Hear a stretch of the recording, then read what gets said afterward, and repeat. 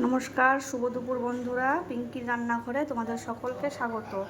আজকে আমি রান্না করব ওল চিংড়ি।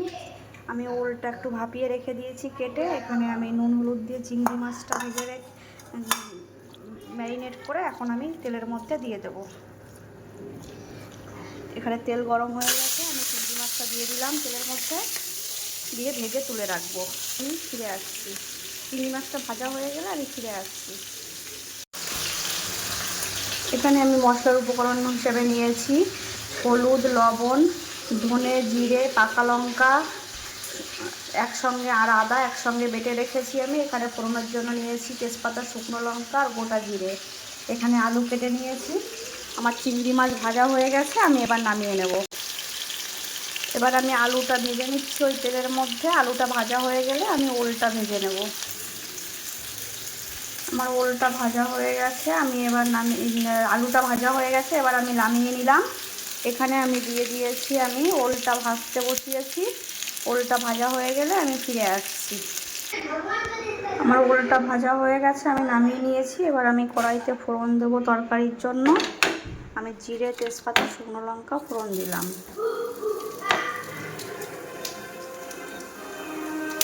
আমি দিয়ে দিলাম জিরে, তেজপাতা, শুকনো লঙ্কা ফোড়নে দিয়ে দিয়েছি। আমি এর মধ্যে এবার আদা জিরে বাটাটা দিয়ে দেবো। এদিকে আমি আদা, জিরে, লঙ্কা, ধনে সব বেটে রেখেছিলাম শিলে, সেইটা আমি দিয়ে ভালো করে আমি তেলের মধ্যে কষাবো। এটা কষিয়ে এটা প্রায় কষানো হয়ে গেছে আমার। আমি এর মধ্যে এবার দিয়ে দেবো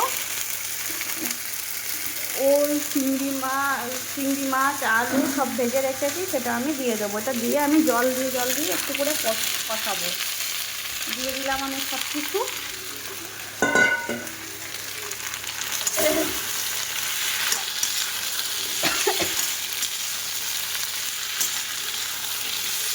এবার সব কিছু দিয়ে আমি কষতে থাকবো। এবার আমি দিয়ে দেবো একটু হলুদ আর একটু লবণ। যেহেতু আমি ওলটা লবণ দিয়ে ভাপিয়েছিলাম, আমি একটু কম দেবো লবণটা।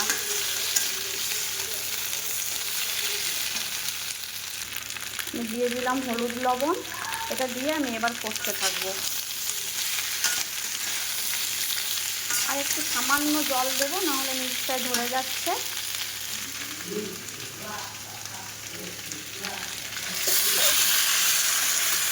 দিয়ে দিলাম আমি সামান্য জল এর মধ্যে, দিয়ে এটা আমি এবার ঢেকে ভালো করে আমি কষবো। কষিয়ে নিয়ে ফিরে আসছি আমি।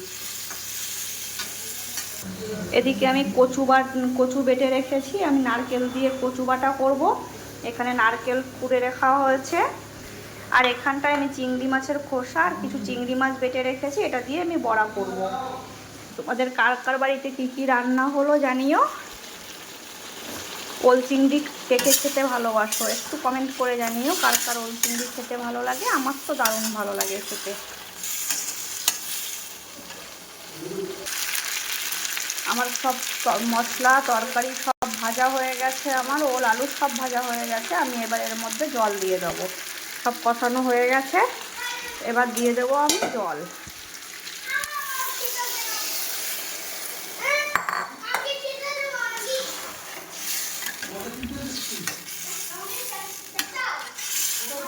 আমি জল দিয়ে দিলাম। এবার সব সেদ্ধ হয়ে গেলে, তরকারিটা একটু শুকিয়ে এলে আমি নামিয়ে দেবো।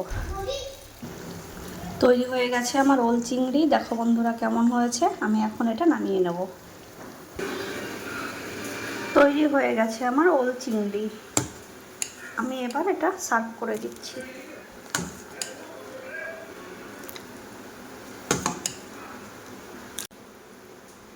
তাহলে আজকের মতন আসি বন্ধুরা। তোমরা ভালো থেকো, সুস্থ থেকো।